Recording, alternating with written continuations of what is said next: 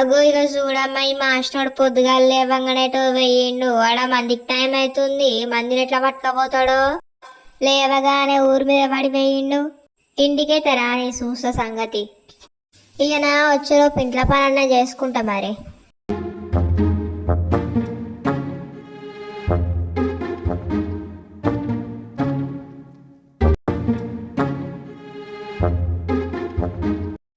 లక్ష్మే, ఓ లక్ష్మే, ఉన్నవాయే?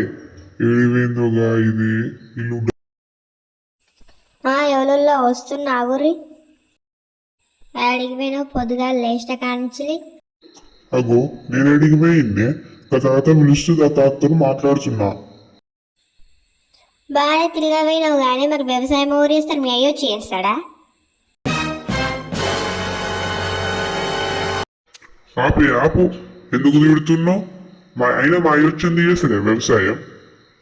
నువ్వేం చేస్తున్నావు మళ్ళా ఇంట్లోండి?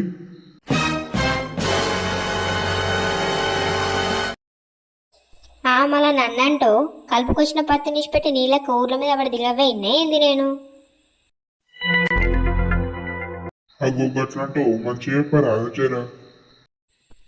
మంచిగానే చెప్తా కానీ ఆడ మందికి టైం అవుతుంది జర పోయి మంది ఎవరన్నా వస్తారే అట్లా పోయి జర పిలిచి రాదు. గట్లయితే నేను పోయి మాకు మందిని పిలుచుకొని చైన్ కాడికి వస్తా. నువ్వు ఇటు నుంచి ఇట్టే చైన్ కాడికి రా. సరే మరి నేను పోతీగా మళ్ళా మంది దొరకదు లేట్ అయితే.